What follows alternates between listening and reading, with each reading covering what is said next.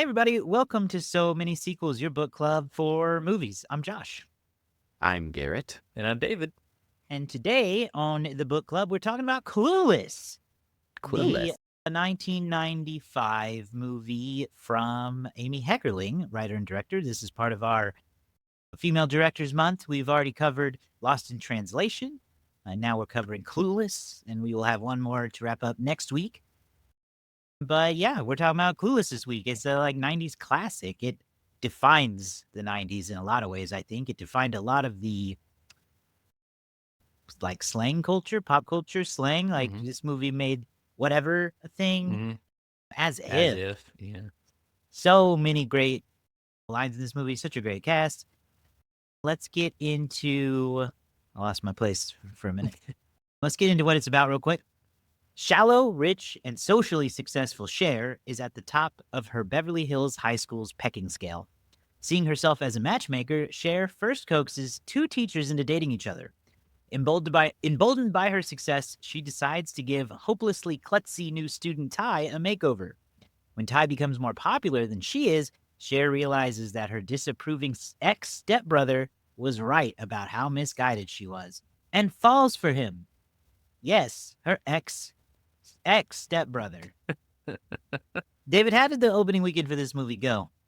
You know, it was not necessarily like a giant hit right out the box with at the theaters, but overall, a generally successful run for Clueless. It opened July 21st, 1995. Yes, this is the 30th anniversary for Clueless this year. In fact, it had a little re-release earlier in 2025, some may remember. It opened in the number 2 spot, right behind Apollo 13, which was in its 4th week of release. It had 10.6 million in its opening weekend, just ahead of the movie 9 months. And number 3 spot that week was Under Siege 2, and at number 5 was the film Species. Other opening film that week was Free Willy 2, which did not do too. Oh my God! How have we never covered Free Willy on this show? I mean, I would like to.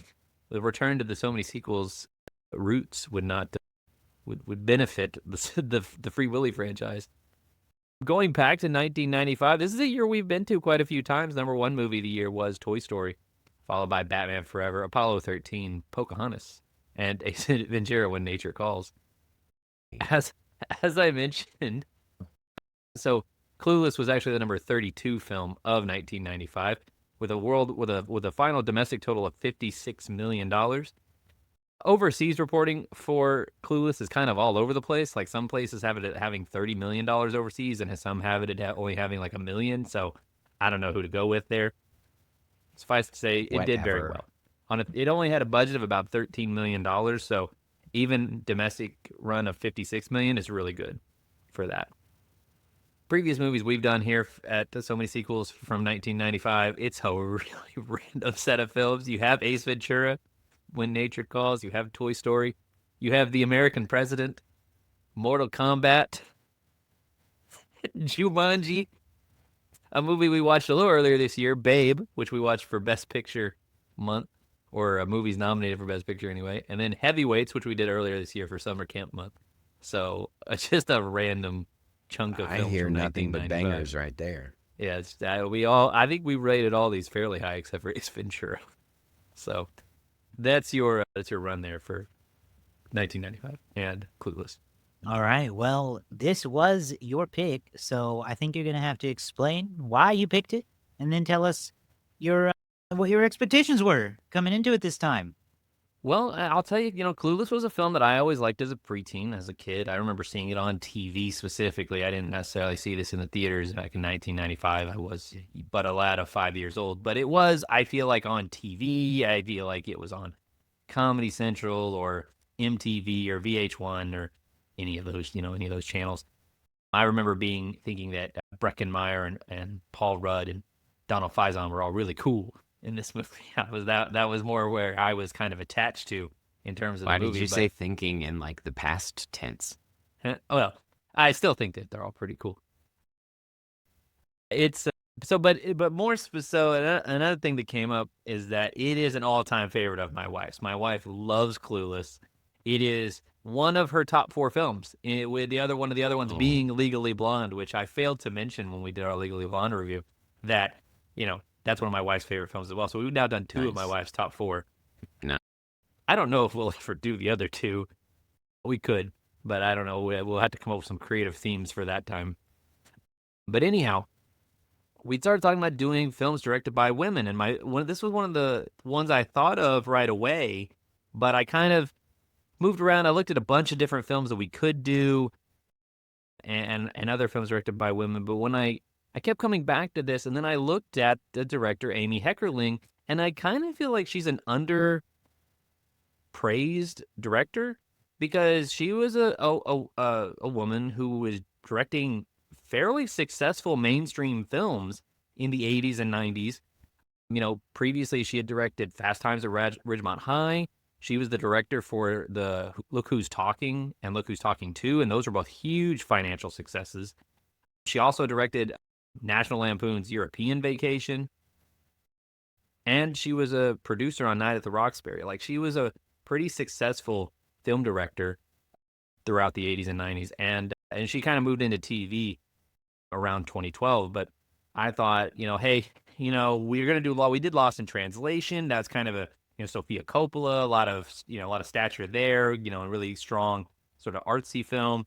I know where Josh is going with his, so let's do one that's a little bit more for the girls, I guess. Is my way of thinking about it too. It's one of my wife's favorites, so I was like, we got to do it. And I wasn't really sure what to expect because I probably not watched this movie since I was I don't know. I probably haven't watched this movie since I was 14. Dang. All right. Well, what about you, Garrett? What kind of expectations did you have? And have you seen this a bunch? I have seen this a bunch. I loved Clueless as a kid also. It was one that I would watch. I couldn't even tell you what channel it was on, but it was just on TV or something. It was one that I would watch in the summer. Maybe we rented it from Block. I have no idea. But it was one that was on regular watch when I was younger. Then I hadn't seen it for a really long time. And I was trying to remember the last time I saw it. And Josh, I don't know if you remember this, but there was a time, it may have been during the COVID time and the lockdown periods, but we randomly, you, me, and I think Andrew, just turned on Clueless and watched it. I don't know if you remember that, but I do. It came back to my mind, and I don't remember if it was even like a movie that we were just paying attention to, or it was just on in the background. So I don't know if I've paid attention to this movie since I was probably David around the same age, 14, 15 or so. It's just a movie that lives in quotes in my brain at this point in time, and pop culture memories. So to sit down and watch it from a So Many Sequels perspective would be the first time that I've seen it in a while. So I was really interested because it has such a staying power with so many people and is still relevant amongst people who are watching content. So I was super interested to see how it would hold up from this different perspective. How I expected it to be, I don't know. I think I expected it to be good. And we'll see if I was right. Yeah, I think I had a similar take to you. I remember watching that. I do think it was some quarantine inspired nonsense, but I don't think we were not locked in, that's for sure. We weren't watching it. It was just odd. It was the thing we chose to be on the TV. But I saw it a lot too when I was younger, and I've just always enjoyed it. So my expectations were more or less the same as ever. I don't feel like it's been that long since I've seen it. I feel like I've even watched it at some point since then, since that time we watched it in lockup. But what I was really looking forward to this time was just kind of seeing how much it captures the time period, which it does very well. I wanted to try to see it from the writer-director's perspective this time. And I also wanted to kind of think about how this movie set a new standard for high school teenage movies. In the 80s, there was a huge string of high school 80s movies, and they were generally centered around boys, and they had a very unique feel to it. And this felt different. It felt like a more modern school, again, for the time period. It doesn't feel modern today, but it was loaded with, Cher's got her like futuristic closet. Like she's the star of the show. It's not about some, popular jock or the loner goth kid or the most of the cast of The Breakfast Club. So I was excited to look at it from that way and just kind of see how it felt different. And I think it did feel different in a lot of ways. So looking forward to going through some of that stuff. Let's get into the beginning of the movie then, when we're introduced to Cher, which I learned that through some background research afterward, that she was cast, Alicia Silverstone was cast in this movie by Amy Heckerling when she saw her in the Crying music video from Aerosmith on MTV while at the gym on the treadmill. She said, sometimes you just find a muse. She was watching MTV, saw the music video, and said, "That's her. That is Cher." She was writing the movie at the time. I mean, she was right. Yeah, she was right. She was absolutely right. Yes. And I had this is probably another reason why I saw it several times as a kid. Like most young boys in the 90s, had a big crush on Alicia Silverstone. Definitely. Definitely played a factor in why. Definitely played a factor for me. So she plays this,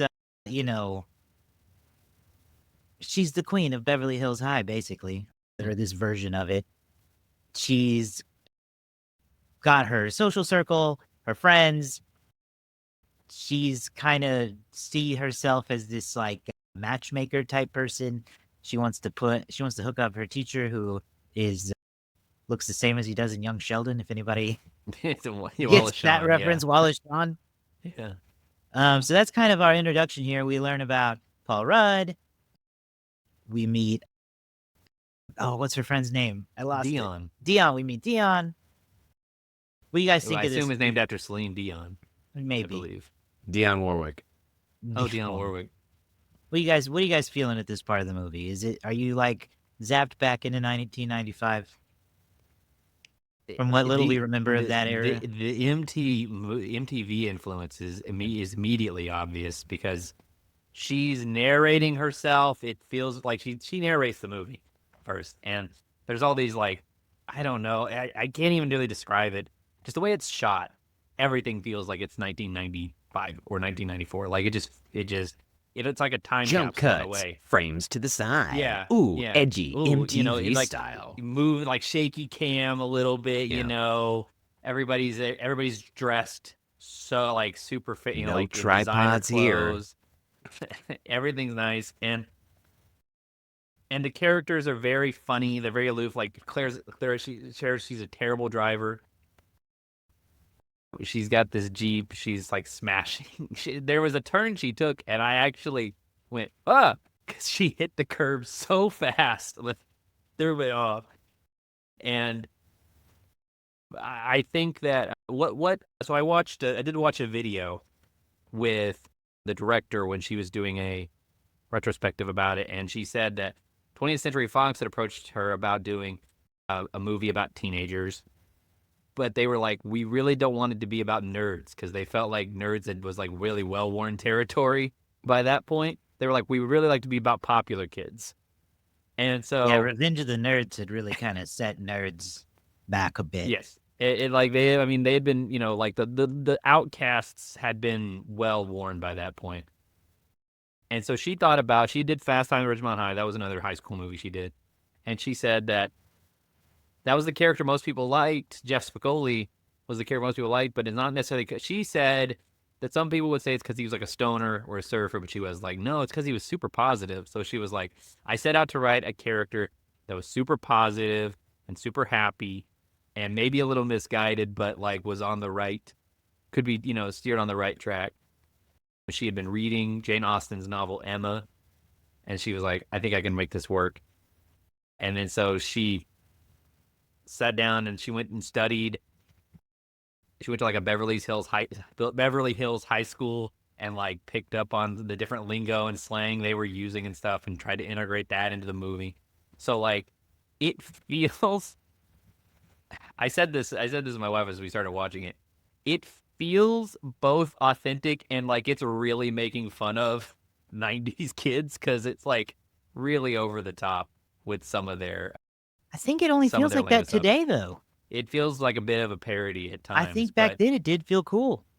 it did. It Well, it and I struck a think that's chord. a testament to the director in that case, because a movie like this, it's got to be self-aware enough to be able to have a subtle undertone of making fun of the main character, and that is done throughout this whole movie. And there are several things that I didn't pick up on, as a kid. You don't get the jokes until you revisit them and as an adult. And one of my favorite things that I picked up on was Cher's use of big words throughout the whole thing and just trying to work them into a conversation whenever she's just like normal word, big word, and then like it's like what? So those moments where she is, doing those things, Mhm. that is a moment in some way of just kind of making her make fun of herself in some subtle way. Not Cher herself, but the director making that choice to make us aware that she is slightly clueless to the name, but like a good person and doing good things. But I think that is a good thing for the director to have taken into account, is that there has to be a level of parody to it. Mhm. Yeah, there's a scene in there where Cher is giving a presentation in school and she refers to Haitians as the Haitians. Oh Mhm. my God. And That was the first time I'd ever heard that, and I lost my so that was Alicia Silverstone genuinely mispronouncing that word. And basically everyone on set was like, should we correct her? And Amy Heckerling, the director, was like, actually, nobody correct her. Yes, keep that. So there was some like real authentic, like just oopsie moments that made that character even better like that. Yeah, that was Yeah, just because it's one of those things of like like the character is smart, but She's very smart. also dumb when it matters. I don't know, dumb sometimes too. Like she's a little naive and a little, and she's very superficial, obviously. So it just kind of it combines those complexities combined to like a fun, authentic feeling character where she gets good grades on her math tests and stuff, but she also can struggle with other things and not be perfect at everything. But she doesn't get good grades on her math test because she Yeah. gets bad grades on her math test and negotiates up. That's As true. was She is. that was my big. We live in this day She and is a time bit where manipulative. Yeah. her dad was like, "I wouldn't be any more proud if they were real grades," and I was like, "Man, come on now." you know Now what though? that's the realistic piece, though, is that these privileged people have that capacity and ability to negotiate, to do that, and it's that's what's rude. Well, Anyway, I don't that's know what if it's rubbed still me the like wrong it way. today, but I remember going to school. It was a big thing where it was like, I gotta get good grades. I Mhm. can't get a B or a C. My mom will kill me. Like that Mhm. was, I feel like that was in every kid's show, every Nickelodeon sitcom, all the Disney shows. And I mean, Breckin Meyer was about to jump out the window when he got his grade. But I wanted to say it was one of the first lines when they go to the classroom from Breckenmeyer. I wrote it down because it stuck out to me. He said, so the way I feel about the Rolling Stones is the way my kids will feel about Nine Inch Nails. And Wallace Shawn was like, yeah, I have been going on a weird Nine Inch Nails journey lately. Really? And it took me aback a little bit. Well, so long story short, Nine Inch Nails did the soundtrack for the new Tron movie. Yeah. And they did it as Nine Inch Nails, not as Reznor Ross, and it's like significant for some reason. And so I was listening to some of that album, and then I was like, I want to listen to some other old Nine Inch Nails. So I listened to some old stuff, and then I watched this movie, and then he said that, and I was like, what? What? Wow. Now you got to go to a can't concert. believe it. That's Well, the next now, step. but he's saying that. It resonated because he's saying that in 1995 when Nine Inch Nails are new and cool, and I'm hearing that 30 years later. They're still cool, but they're not new anymore. No. And he's right. Young people now think about them as like, oh, they're like Nine Inch Nails. Yeah, it would Big, be like if big band. Look, it would be like if a movie came out in 1997 and they were like with original music by the Rolling Stones. exactly. A bunch of teens back then would be like, the Rolling Stones. It just says a What? lot because I don't know, she wrote that movie and wrote that line and picked the right band. Yeah. That's Yeah, Yeah. she really did. like she was tapped into the culture. She Yeah, was, yeah, and she we- probably asked we a lot of the haven't- kids about it. We haven't talked deep into the characters yet, but No. some of the side characters anyway. We've got Donald Faison as Murray. Mhm. We've got Breckin Meyer as Travis. Jeremy Sisto as Elton. Wallace Shawn as Mr. Hall. Mhm. And Twink Kaplan as Ms. Toby Geist. Yeah, Miss and- Geist. Justin Walker as Christian. And truthfully, side characters, they also are A+ in Mhm. everything that they do. I mean, they deliver in their parts, they're authentic, and they just really, I think they really enhance the overall story in the way that they deliver all of the end results of Cher's musings, I guess, if you will, or Peru. You know, she's just kind of playing with stuff. Everybody here has, for what everybody here has really solid comedic timing. And everybody, really lives in their character. One of my favorite parts is Donald Faison getting his head shaved. And he's like, keeping it I'm keeping it real. I'm keeping it real. And he's just like, he's in his own world with that. And then she goes, Don't I'm call going to my call mom. your mom. And he goes, yeah, I'm keeping it real. My mom. And like, he's just the way he turns on a dime, it's perfect. When we didn't talk about Brittany Murphy really yet. Brittany Murphy, Well, we haven't gotten into the second act, so we can Rest get in peace, into but I that was gonna because I say, think that's when. rest in peace. But she hits her head, or she gets hit in the head, and this is actually a really popular TikTok sound too, where they're like, you have to ask her questions and stuff, and he's like, what's 7 times 7? And immediately Alicia starts like, stuff she knows, like really loud. Just everybody's really on top of their game with that. Sorry, I jumped ahead a little, maybe. Yeah. So to bring it back to the story a little bit, we get into Cher's kind of like goal here, where she sees basically she's gonna set up her teacher. This is how she's gonna get a good grade, I guess. Mm-hmm. Teenage logic, Gonna make him happy. right? So she sets out on this mission to play matchmaker and set up the teacher with Mrs. Geist, right? That's who it is. Yep. And she's successful at that, and thinks that she can take it go further from there. And then the movie turns into like a little bit of a She's the Man prequel, I guess, or She's All That. Which one is it? Yeah, she's Ty, the new student's played by Brittany Murphy. She comes to school. She's from the East Coast. She's got a very thick, sort of Joyzy accent of type of sort.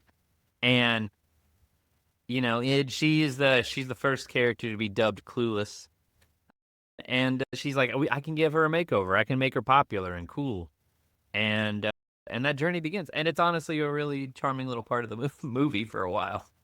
My dear friends, Until let me she tell creates a you monster. again, my favorite thing is when I see a kid movie, quote unquote, if you will, a movie that I saw when I was a kid, and I pick up on adult jokes that I didn't get when I was a kid. And I had to back up when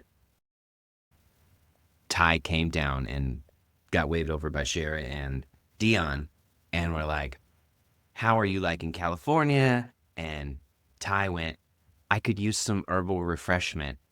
And for the first time in my life, this watching, I realized she was not talking about. I realized what she was talking about was weed. And then when they said, we don't have any tea, it totally flipped another switch of like, oh my God, I was clueless. Because that changed the next joke of, we've got Coke and stuff. And she goes, holy, you guys got Coke here? I always thought it was the drink. And so it's just such well-written stuff like that, with that back and forth, and everybody has their moment of being clueless. And that moment right there really just highlighted it for me. And it really changed the direction of my watching it this time, because that moment was like, oh, I'm going to pick up on a bunch of stuff that I had never seen before. And I did. Yeah. There's a lot of good stuff in there. So Ty is also at the same time kind of flirting with Travis, who is Breckenmeyer's character. Mm-hmm. He's kind of fallen for her a little bit. So they've got their own love story going on. What do you guys think about that? I liked it because that was a genuine connection, versus Yeah. what Cher was trying to push her into, which was this relationship with this guy Elton, who really couldn't be. He's not interested in her at all, and so I was, secretly, the whole time you're just kind of like rooting, God, come on, give Breckenmeyer some love. He's great. He's hilarious. Agreed, yeah. Go with him. Yeah. I agree. That relationship was there. And again, it's just another way of highlighting Cher's cluelessness in some ways, because she's taking Ty away from the thing that she's drawn to and putting Ty in a situation that neither one of them will benefit from in the end. And so, there's this moment where she is kind of reflecting to herself, everything is going so great, after actively like trying to move Ty away from the guy that was being nice and welcoming and genuine to her. So again, just another fun dynamic that you pick up on as an adult. Yeah. This point is where the tide really turns for both Ty and Cher. The new attention from Travis, the makeover is like I said, it's very successful. Her popularity starts to overtake Cher's a little bit, and Cher starts to experience problems. She's not as popular. She fails her driving test. Things are not all that and a bag of chips, as the No. She gets, Elton tries to put the moves on her. She gets robbed at gunpoint. Right. And then you got all this confusion going on. Honestly, She tries to flirt with a gay guy. She does. Yeah. The whole subplot with Christian is funny. I remember as a kid that being one of the first introductions of the idea of gayness to me. Yeah. I remember as a kid, I really didn't know, So that always stood out to me. But there's so many like different little subplots that all combine into one movie for this. Like it's hard to talk about. Like you could talk about each character and their little story, because we haven't really talked about, like you said, Travis, like Paul Rudd and his character being her ex-stepbrother.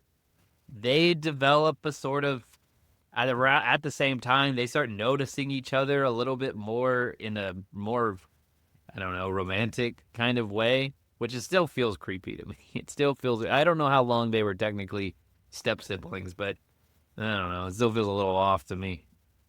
But yeah, they're back and forth because he's like in college and he's very much first year college student about it. And she's like, as if with him or whatever, right? It's very, they're antagonistic to each other. And I kind of like their antagonism. It makes me laugh. they feel like siblings. And so again, that's where that piece of the movie is also one of those things that's never really been a swing and a hit for me. It's a strange premise, even though there's nothing, inherently wrong with it. Right. As step siblings, there's no relation there. Ex-former even. Ex-former, and they do a job of highlighting that. Mm-hmm. But it is still a strange thing to kind of wrap your whole head around, and so I don't really know. Josh, you've mentioned that you watched some. Is there any kind of thought or reasoning that went into that connection and why? I have not seen anything about any more detail into that. I was just curious because that does seem like that seems like such an easy thing for everyone to pick up and walk away from a movie that really has a lot different things that it's trying to deliver on. And so, that's just kind of the one place where it feels like it gets a little odd. I do have to say that there is the other element of it is the fact that he's a college student and she's still like almost 16 or like about to be 16 or whatever. And as a kid, we talked about this with Bill Murray and Scarlett Johansson last week. We talked about age differences in movies, and we talked about how when you watch that movie and you're young, sometimes as a kid you can't process that people aren't the same age. As a kid, I thought Paul Rudd was 30 in this movie because he's 30 in every movie. I know he looks the same age in almost every film. So I thought as a kid he was like, man, this guy's like 25, 35 years old. He's a really old man. And he still looks good today. But yeah, so that part also was kind of like it kind of threw me a little bit because I guess at the youngest his character could be 18, but he comes off a little older than that. That's because Paul Rudd is always 40. This is 40. Even when he's 60, even when he's Mm. 20, he's 40. So at this point, though, with everything kind of taking the crap on Cher's life, it starts to turn around. She starts to reflect, starts to think about some things. Hits this point where she realizes that maybe she is now the clueless one. Maybe. Self-realization is always good. We love an opportunity for self-reflection and growth. Mhm. Yes. She helps with a charity project, maybe overboard. You know, she's donating her skis to this Mhm. family who lost everything. Because maybe it includes athletic gear. Yeah, They could, yes. They Um, didn't have them before. the Pismo Beach disaster. the Pismo Beach disaster, that's what it was. But you know, it's still nice. They could have I feel like that could have aged worse than how they did it. She's still I like that part of her growth journey is used helping other people like that because that's real. That's real. That's how people really do grow and change is not turning inward but turning outward and being one with other people in community. And they even made that happen in Clueless Yeah, with there's this clueless girl. a line early on where Paul Rudd's Josh character he says she says something like, "I'm trying to set up these two teachers," and he says something to the effect of, "A goal that I have no doubt benefits you somehow." And for a lot of the movie, a lot of the altruism she tries to express is really like motivated to making her feel better or help her life somehow. Like there is at the core, a selfish motivation for whatever good she's trying to do. But by the end of the movie, she starts to realize that maybe doing good is good. Doing well for like the sake of doing it is better. So yes, it is a true interesting way of growing. Movie ends. I don't know. Yeah, I know. I don't really have well, much else. she realizes she loves Josh. You know, they make out. The Mrs. Geist and Wallace Shawn get married. That's very sweet. There's a nice joke where they imply that maybe Cher and Josh got married, but they go, "Hey, And she's we're like, not "I'm Kentucky, we're 16." California," Yeah. and that's still true to this day. Mitch, Mitch. you know who you are. Yeah, there's some good jokes in there. Yeah, I feel like I don't really have much else. I really am glad that David, this was your selection because it was a chance to revisit a movie from my childhood from a different perspective and really get to know a director that I had never. Again, I don't think I realized that this movie was directed by a woman. You know, I just in the '90s, I assume everything was directed by a man. Yeah, and like I said, Amy, she has a very one of her things is that she's been described as having a very proto-feminist film style. A lot of her films prominently feature female relationships or female friendships, things like that. This movie, 20th Century, they're the ones that brought it forward. They were the one who commissioned it, but they ended up pulling out of it because they thought it was too female focused. They were like, "There's no boys in this." Boo. So Breaking Meyer. it went from being made to being basically dead. But then someone a producer named Scott Rudin found it, and he was like, "This is great." So bidding war went up, and Paramount ended up getting it. So you might have seen this on Nickelodeon as a kid at times, and that's where I believe they had the Clueless TV show. This movie I do remember watching the TV show. yeah, and I think Donald Faison was on that too. He was, and so was Stacey Dash. Most of the supporting cast joined the TV show. Yeah, So it ends up being a huge cult hit. Like there's tons of people who this is my wife is not alone. This is a really popular movie. So that was something else that stood out to me too, is I was like, this has got a big following. I think it's worth including in this particular theme. Yeah, it was a good one. It was a good one. A good pick. So Let- also the fashion, we should mention like the fashion big influence. Like we see Cher's excuse me, her yellow plaid thing has been referenced tons of times. It's Oh, yeah, true. that's Cher's projects. outfits are iconic, Still, and her computer screen delivery system, smart house. It cracked me up. the line that I found really funny was them explaining their names, Cher and Dion, that they were both named after famous Well- singers who now do infomercials for a living.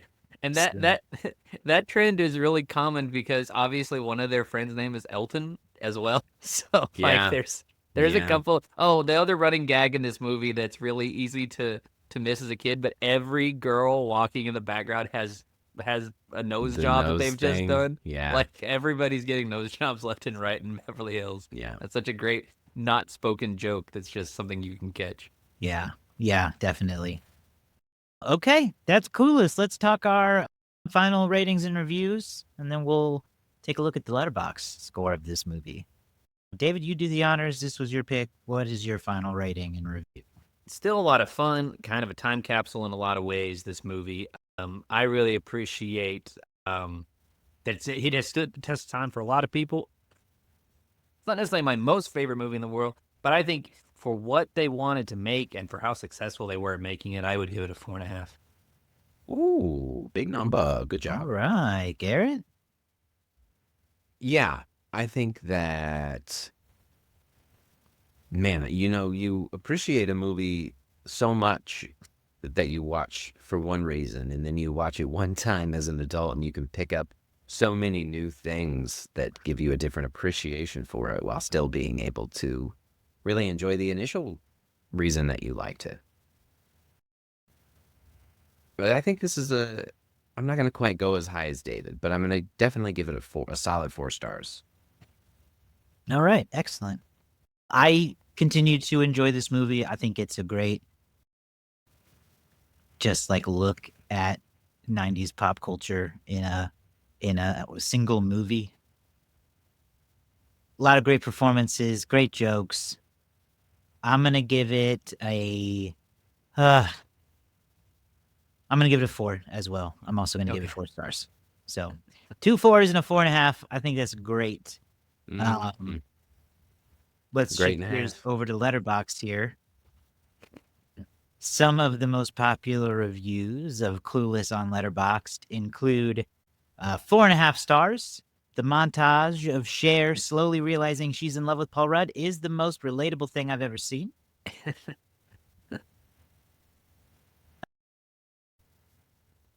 5 stars. A look was served in every shot.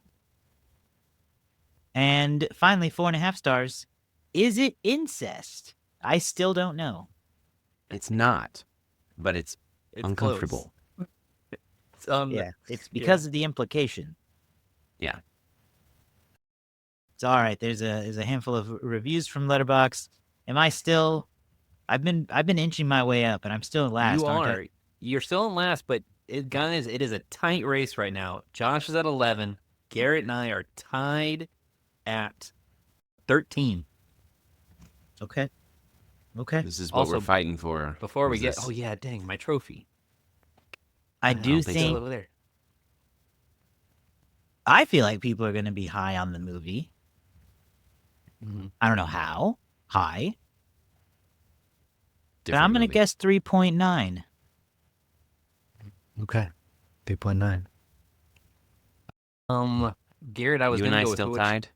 We're still tied. I was gonna go with who won last, but Josh is on a 2-game winning streak, and I the know. last time we played before that, we tied. Ay. So I will tell you what. I'll go first. I'll give you the last spot. That's usually the better spot to be in.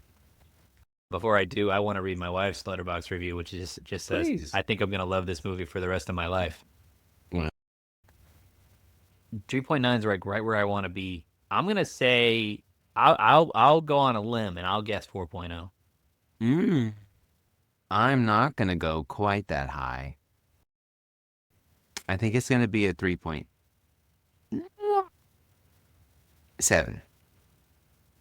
3.7. All right. 3.9 from me, 4.0 from David, and 3.7 from Garrett. This week, we have a direct hit. And it is with a 3.7, Garrett. Oh, This movie is a That ain't right. 3.7 on Boom. Letterboxd. 28,000 fans. Great stuff. Dang. Good stuff, even. a 3.7. So that That's puts a little lower than I expected. Honestly, I feel like a 3.8 through 3.9 somewhere in there is where That is kind of what I this- expected. That was what, yeah. Well, So that's I don't know. very fascinating. Well, that puts Garrett solo in the lead with 15, me at 13, Josh still at 11. So like, still really anybody's game, but that's a Yeah. big jump here with only Heck you yeah. know, a few more months to go here in the Letterboxd game. Yes, indeed. Yes, indeed. All right. Well, that's going to do it for us this week. We have one more episode devoted to Female Directors Month, so stick around for that. Subscribe to the show on YouTube, Spotify, or wherever you get podcasts. You can go to somanysequels.com, find those links and our past episodes. Leave us comments, send us a DM. We'd love to hear from you. All right. We'll see you guys next time. Bye.